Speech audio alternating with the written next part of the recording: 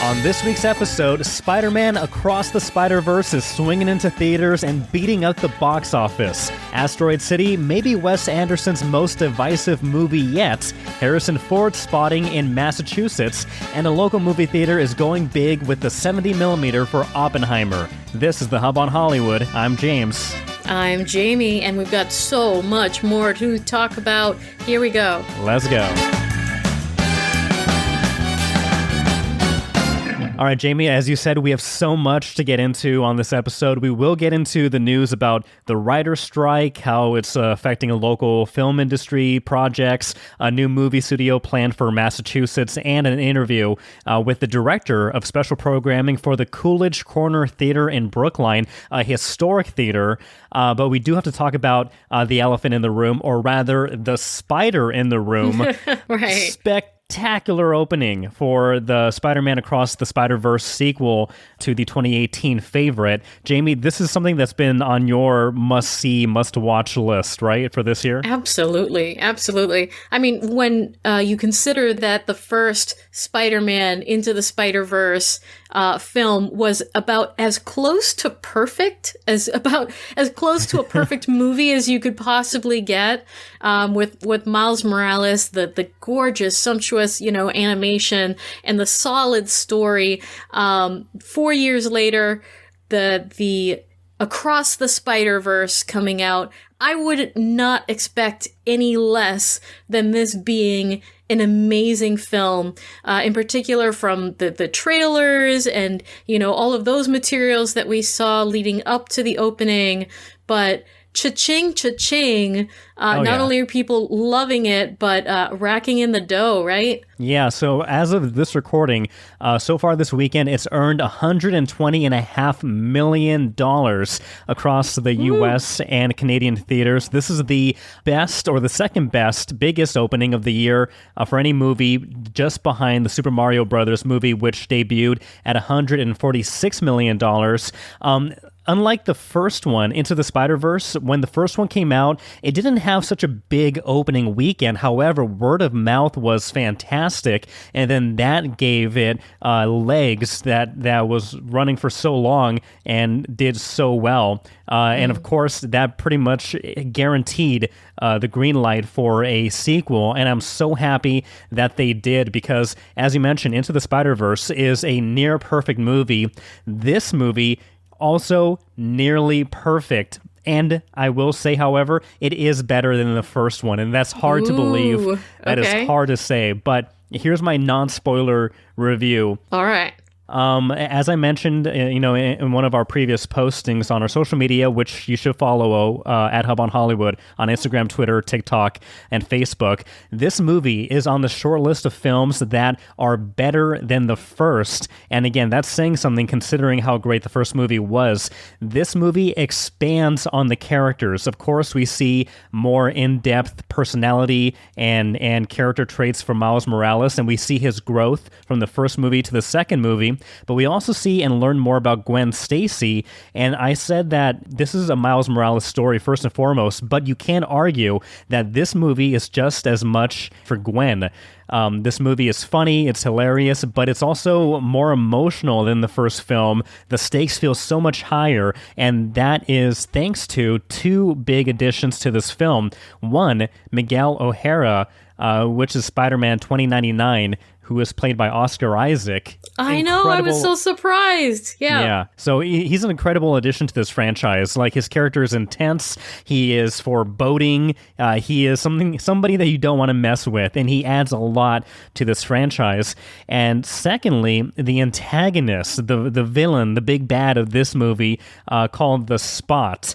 At first glance and at first introduction, you feel like this guy is just going to be the next villain of the week, a small little problem for Miles. But then as the movie progresses, you find out that this guy, he's much more impressive than he has any right to be. Very strong motivations, and he has very strong connections to Miles, which goes hand in hand with what makes him such a great and captivating villain for this. The next 2 points, I'll try to make them quick because, again, this would be non-spoiler, and I want people to go in with knowing not as much as possible. But the visual effects, the first movie, Into the Spider-Verse, the visual effects were on a whole nother level that we've never seen before.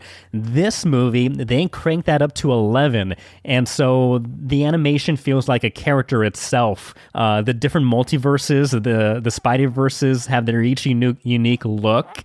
And I will say about the multiverse is that they are not afraid to get really weird with the different universes they go into.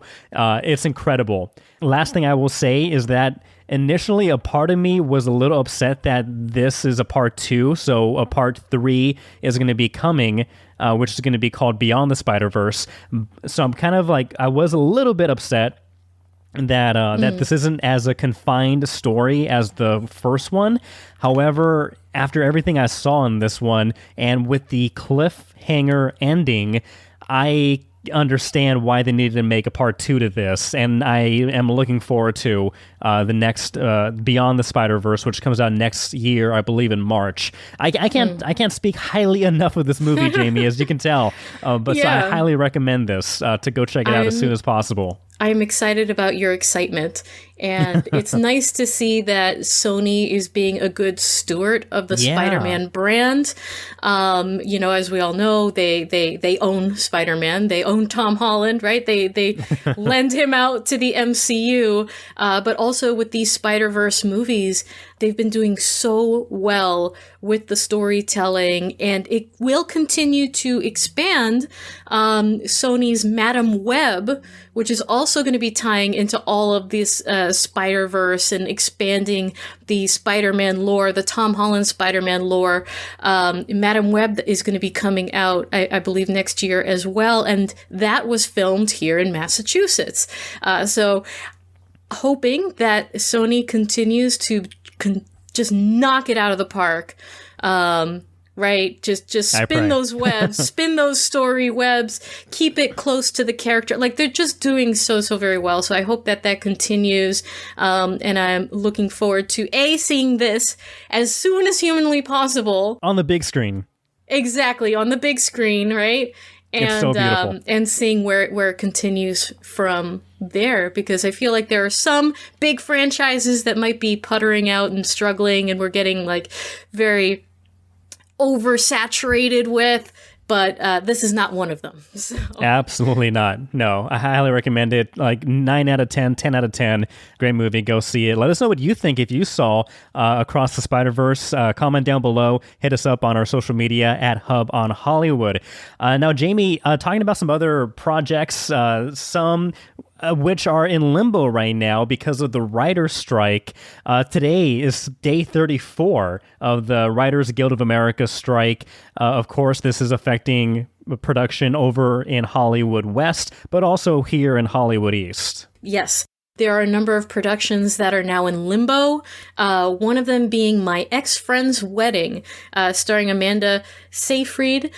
This comedy that was set to be filmed here is on hiatus, and they are not sure when it will be back. So this film was going to be following 4 childhood friends who receive a voicemail from their former best friend the night before her wedding. Drunk, she admits that she made some mistake, and the friends go off on an adventure to stop the wedding and all of this stuff. So it sounds like it was going to be a really fun one to film.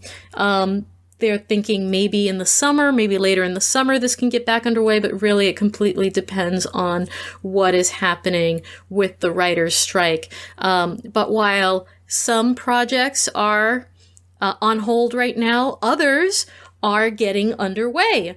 Good Burger 2 has begun filming in Rhode Island, in various restaurants and locations. Boston Casting handling the casting of background for that one, but also, James, something called Baron's Cove, which sounds very dramatic, is beginning filming in Springfield. The background also done by Boston Casting. And this one follows a grieving father whose son has been killed, and he kidnaps the child who he thinks murdered his son. Oh, wow.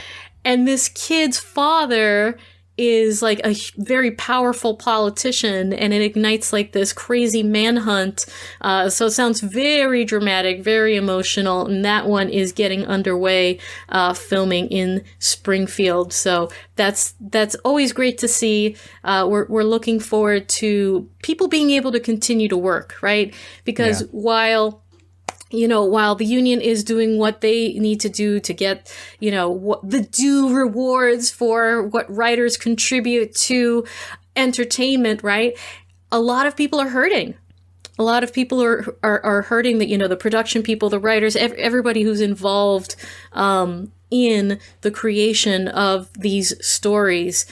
So we're hoping for a resolution sooner rather than later, because as a local actor in New England, we're feeling the pinch here as well. Yeah, and unfortunately, we do see these slowdowns, these projects being put in limbo, but progress must continue. And in regards to a new plan for a big movie studio for the Braintree area here in eastern Massachusetts, progress is in the works for this, management firm called Rise. They announced Friday that it obtained rights to the Banner Park campus in Braintree, and they intend to develop a 123-acre property, turn it into a film production studio. This is big news for the area.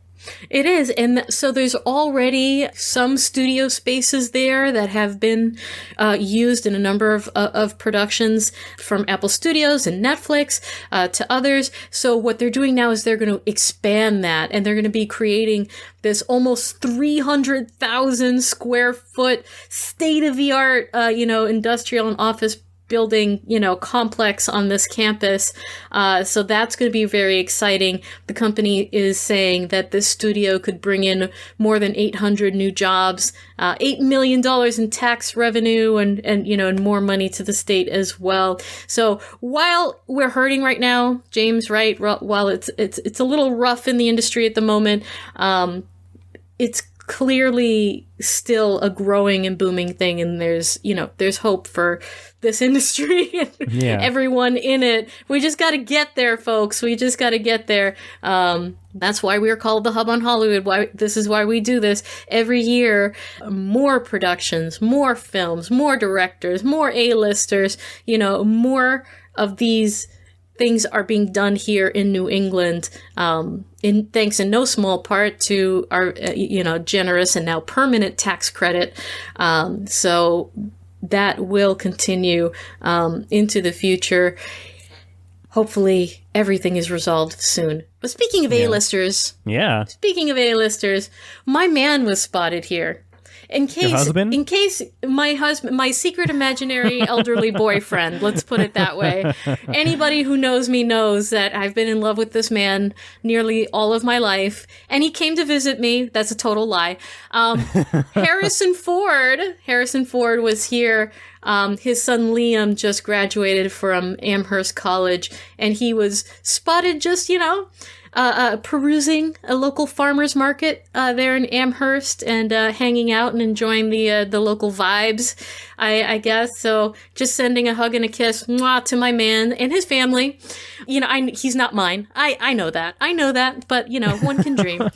It sounds like you're trying to convince yourself that you know this, but I think deep in your heart, you're not even convincing yourself. Yeah, there's levels of disconnect here, and look, I'm just trying to, just sending my love. There we go, people. Harrison, I'm not crazy. Don't call the cops on me, please. No, we send you love, Harrison. And if you are listening, which you likely are, Harrison, to this podcast, feel free to reach out to us at the Hub on Hollywood. We love having actors on the show. So if you, Harrison, or if or any other actor is listening to this podcast, reach out to us. We would love to have you on, talk about your career, talk about the projects you are working on. So always, it's never boring here in Massachusetts. Hollywood East, Hollywood stars, they're coming from every direction. Always something fun going on, from movie car chases and other epic and exciting things that are going on, to the Good Burger, home of the Good Burger, which is here right now. So speaking of which, I'm surprised that filming hasn't been affected by the writer's strike. Well, there are a lot of projects that they sort of saw this coming, and they had everything written in advance. So do you think the Good Burger 2 script is so good, pristine, that they're like, we don't need to change anything. We're going forward. Ooh, that's the tough part. That's the gray area there. So hopefully it is.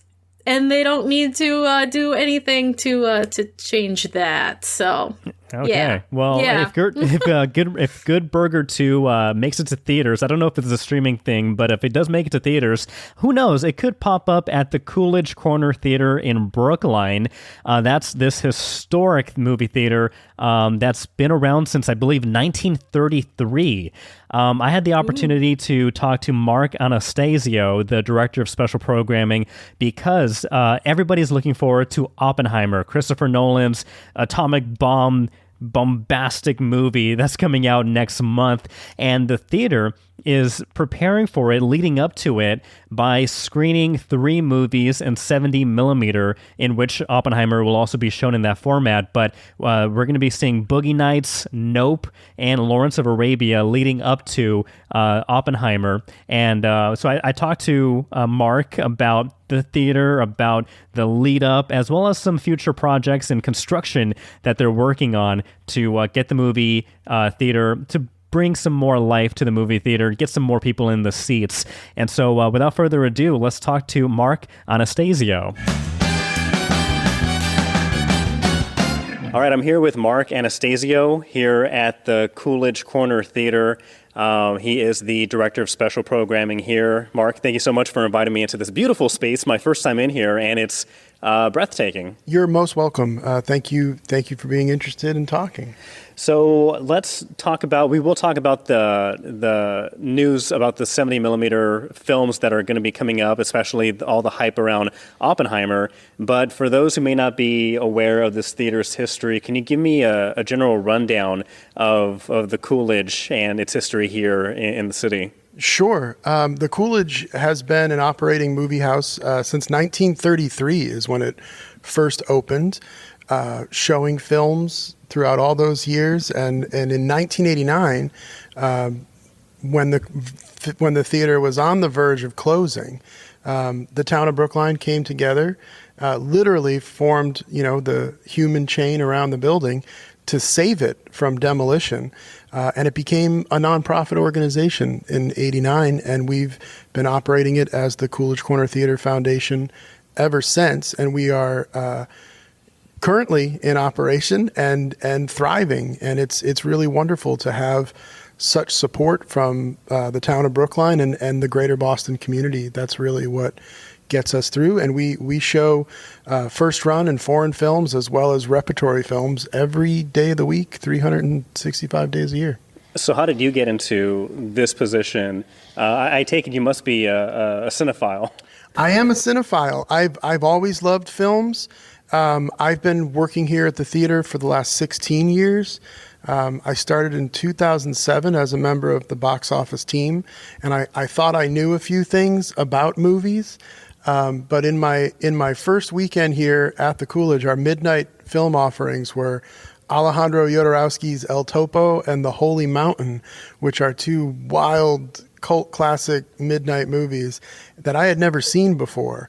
And I realized that I had a whole lot to learn and quickly became even more passionate about finding new films to experience, and really to this day still love sharing films with audiences. It just kind of happened. And was that your first, when you first started at the box office, was that your first time working in a movie theater before? It was, yeah. No, I had never worked in a movie theater before. When I moved up here to go to college at UMass Boston, I just applied to all of the places that I knew that I loved in the Boston area, and it just so happened that the Coolidge was the first place to call me back, and I fell even more in love with the place, and was able to take every odd job that came up here at the theater, and eventually, found myself in the position that I'm in now, which is a very, fortunate position. Do you ever look back in the past 15 years and what getting that phone call back and how that's changed your life?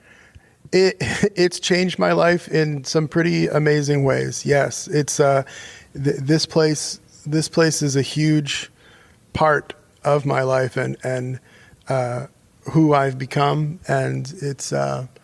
I try to give that much back to it. I know that sounds kind of hokey, but it's true. It's given me a lot, and I hope it gives, our audiences just as much.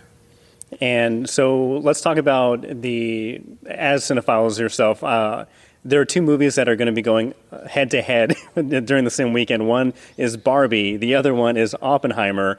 I'm guessing you may be seeing Oppenheimer. I could be wrong, but I'm guessing maybe seeing Oppenheimer first because it is showing here, right?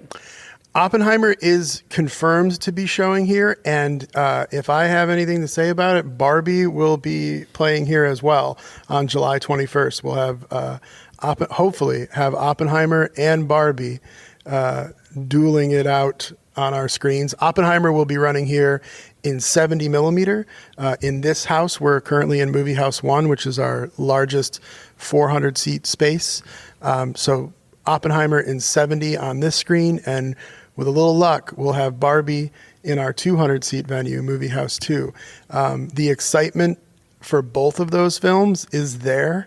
I think that there is a crossover cinephile audience who are very excited to see both.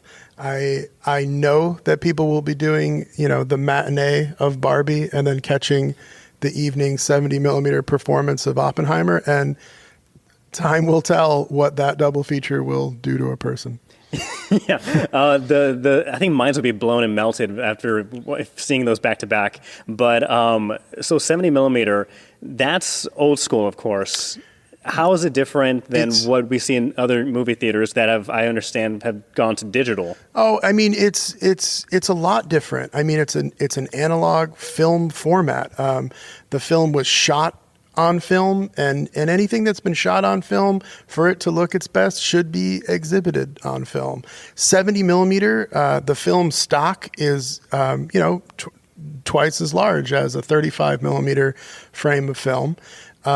So as good as 35 millimeter looks projected on screen, to be starting from a larger image that's being projected, you're getting that much more detail, that much more texture, that much more change in color.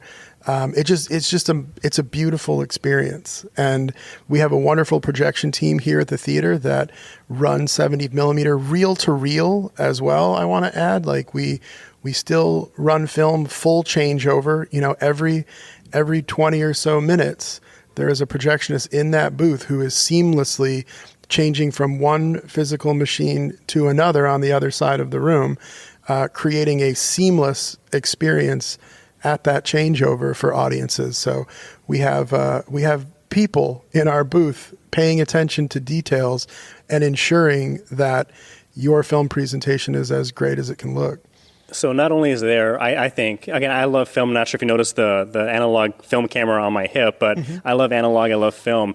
And not only do I love it because there's a science to it when it comes to the image that's placed on the reel, but also, as you mentioned, there are people behind it. And I think that adds to the art. It has to go hand in hand together. Absolutely. I'm in 100% agreement. I've never found the right words to articulate exactly what the differences are between digital presentation and film presentation, but I think those are all great points, that there's an artistry, there's people who care, and there's just more life to film when it's shown on film. And for those who are excited for Oppenheimer, who can't wait, I understand that there is this build-up, this lead-up to that film for I guess, other 70 millimeter cinephiles. Yeah, so we're taking a week in June to run 3 films in 70 millimeter. We'll be running a brand new 70 millimeter print of Paul Thomas Anderson's Boogie Nights, which the director specifically asked to be printed and shipped around to theaters, and we were happy to accept.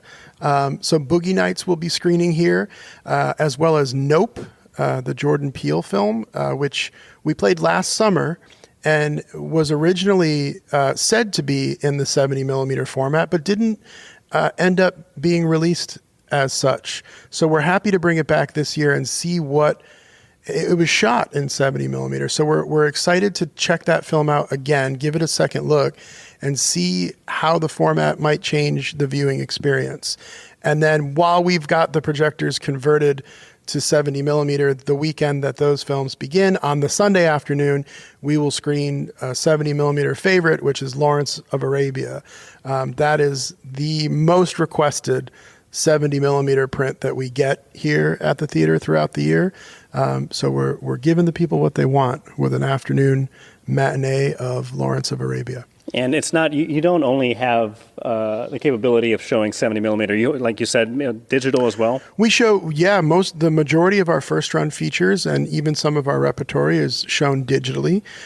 We have 35 millimeter projection capability in both of our movie houses in this building. But to show 70 millimeter, there's a day's worth of work that has to take place to convert our projectors in this house to be capable of showing 70 millimeter. So while we are showing 70, we are unable to show 35 millimeter once that conversion is made. So that's why we figured might as well spend the whole week and book some other prints and bring in as much as we can.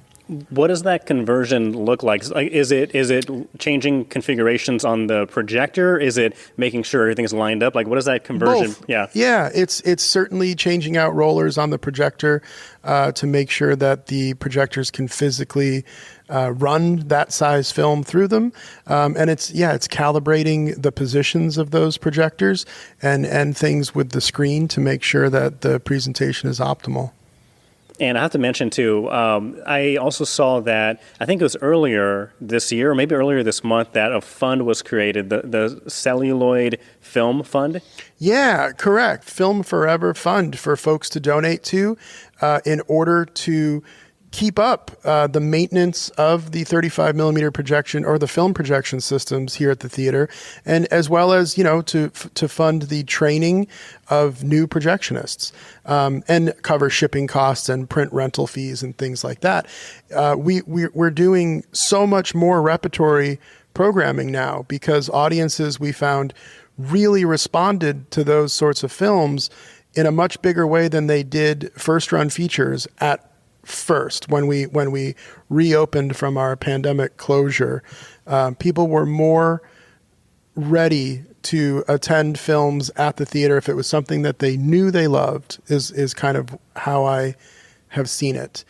But now we're starting to strike a balance between new films doing exceedingly well and the repertory offerings bringing out huge audiences. We had over 200 people here last night for a relatively newer film from director Jim Jarmusch, a vampire film called Only Lovers Left Alive. It came out just a few years ago, but there were hundreds of people here to see it. And so that's really encouraging. So and it's screened in 35 millimeter. So that film fund will go a long way to ensuring that we can continue showing film on film and maintaining our equipment to do so to the best of our ability.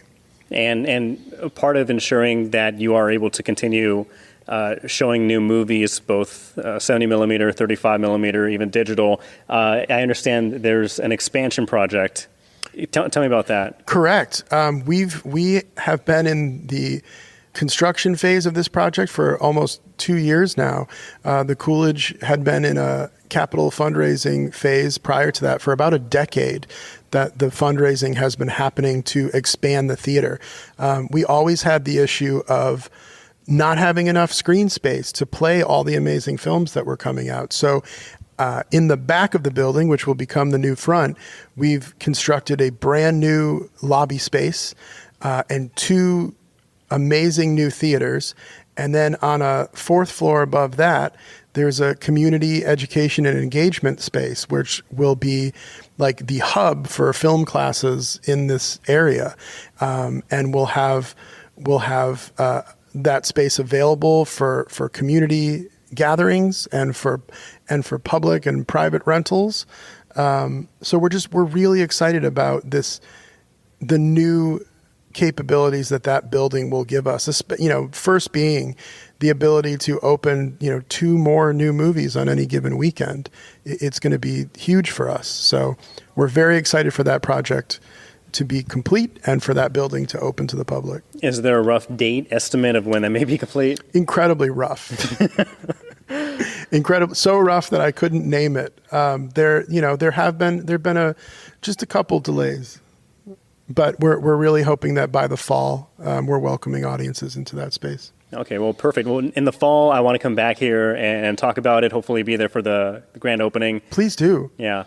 Excellent. What are you looking forward to aside from Oppenheimer and Barbie? Is there another movie you're looking forward to? I just saw Asteroid City, and I just saw Across the Spider-Verse. You saw both? I saw both. I've seen Asteroid City. I'm excited for that one. I quite enjoyed it, and it's already selling incredibly well here. So I'm mostly excited to see a very busy weekend at the movies when it opens. I don't mean to sound. It's not a money thing. It's a happy faces coming into this space sort of thing. I just know that it's going to be a huge weekend. Oppenheimer, I am very excited for. That's the next big opening for me. But I'll also be going to see Into the Spider-Verse. Mm-hmm. Yeah, or Across the Spider-Verse, right? It's amazing. It's good? Yeah. Okay, great. Previously, I thought the first Spider-Verse movie was probably the best Spider-Man movie. This one, again, I don't want to overhype it, but I think it's even better and is my new favorite Spider-Man movie. Wow. Yeah. And it's part 1 of a 2-part film. It's a fun ride. Oh my goodness. Yeah, no, I can't wait. I'm a big comic book person. Outside of movies, comics is kind of where is my escape from the cinema. Excellent, Mark. Thank you so much. Again, the theater is beautiful. I just had a baby, so it was maybe a while for me to come into the theater. Thank you. I'm into the theater to see it, but I really want to come back soon and maybe see Oppenheimer, maybe see something big in 70. We'd be happy to have you. And again, a big thank you to Mark Anastasio. If you want any more information about the Oppenheimer, about any of the other 70mm screenings, go check out the Coolidge Corner Theater's website for more information, as well as for that fund, that Film Forever Fund, to keep celluloid film projection alive. Now, speaking about movies that were shot on film for that classic vibe and feel, Asteroid City, the new Wes Anderson movie, was filmed on film, and I got the chance to watch a screener this past week. This is another highly anticipated film for many people, myself included, so I was very happy to have been able to watch it. I will say, Jamie, I am split on this. Was this a movie that you were looking forward to seeing too? Well, yeah, it's one of those highly stylized, kind of delightfully quirky and strange sort of films that Wes Anderson's, particular style. It's vibe. either you love it or you don't love it so much. I tend to really like those kinds of films and what they bring to it, and the humor, but also you can kind of more highly contrast certain concepts that you're getting at without it getting lost in like the griminess of being realistic or whatever. So it gives you that sort of freedom to not have to be hyper realistic and still have fun with it. But divisive how? In what way are you angry about this? Like, that's my question, is how? So I will say that I enjoyed 75-80% of this. Oh boy! Like I said in a previous quick little short review that we had on the Hub on Hollywood. Again, this movie is beautiful. This is eye candy. If you're looking for great shots, great cinematography, creative set works, vibrant colors, the Wes Anderson thing, the vibe, this is a movie for you. And that is a part of that was a lot of what I enjoyed about this movie, and a lot of the quirkiness. There are a lot of good, funny jokes and everything. However, when it came to trying to tell like a clear linear story, I think it struggled there, and it also struggled in trying to get the message it was trying to get across.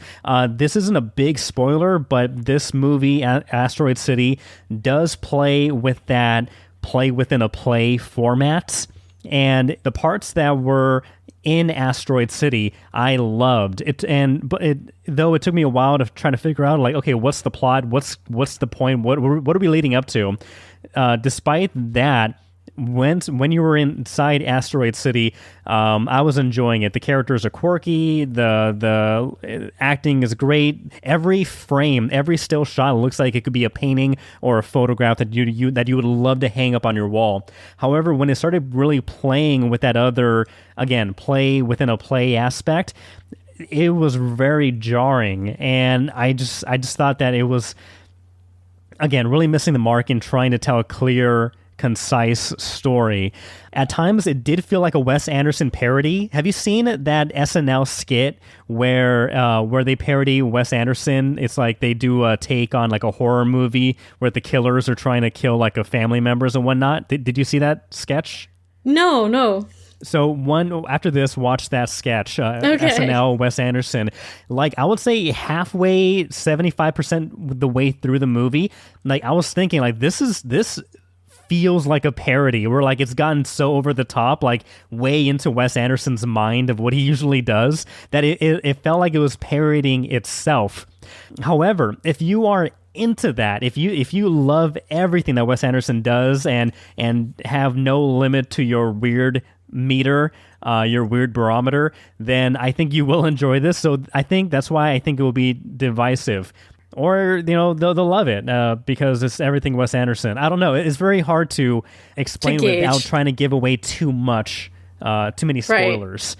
Right. Okay. Maybe you will love this. Maybe you won't. But again, like I said, I loved maybe 75-80% of it. So is it worth watching in the movie theater? For the visuals alone, I think so. But this isn't one that I would definitely rewatch. I think the most rewatchable Wes Anderson film is The Grand Budapest. That's my number one favorite Anderson film. But that's my take. I could be wrong. Hey. Hey. Hey. We'll see. We'll definitely see. You know what we should do? We should do like a little hub on Hollywood, like Wes Anderson, like TikTok at some point, because I think that would be fun as well. But what did you guys think? Did you see it? Is it as divisive as James says? What are your favorite Wes Anderson movies? We did have one person who commented on the Hub on Hollywood, and a shout out to Jeffrey R., who did comment on our Facebook and agrees with you, James, completely that Grand Budapest is Wes Anderson's, greatest masterpiece. Thank you, Jeffrey. If you want to join in on the conversation, go ahead. We will give you a shout out here on the Hub on Hollywood because we just love you guys so much. But let us know what you think of Asteroid City, what you think of Spider-Man across the Spider-Verse, or are you a local filmmaker that has something that they want to showcase here on the Hub on Hollywood, or maybe you want to talk about the impact that the writer's strike is having? We would love to have you stick around at the end of the credits. We're going to have our local casting calls where we get you in the movies. But until then, this has been a jam-packed episode, James. Well, yeah, thank you so much for joining us. Catch us next week for more reviews, more interviews, and everything else in between. But for the Hub on Hollywood, I'm James. I'm Jamie. See ya. Bye.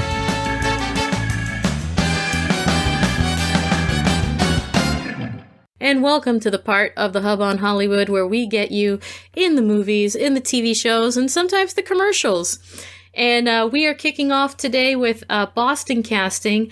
They are looking for Hispanic male actors 50 to 70 years old for a shoot in mid-July in Hartford, Connecticut. This pays $1,000. So they want you to send a headshot, photo, resume, and bio, contact information, and where you are based to Boston Casting Submit 1 @gmail.com, and in the subject line, write Hispanic actors / your name.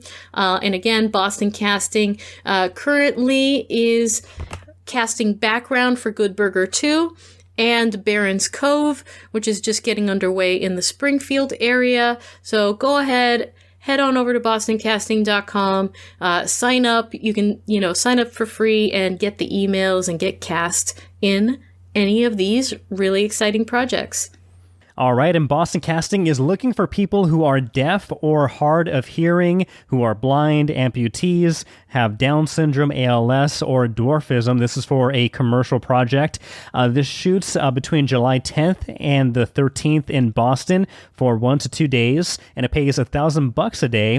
So if any of those descriptions, if you match those, you had the opportunity to work for this non-union commercial project. Send your name, photo, bio, headshot, resume, contact information, and where you are based to Boston Casting PWD, Boston Casting PWD @gmail.com, and then in the subject line, put person with disability / your name. Excellent. And there are so many casting agencies in town, James.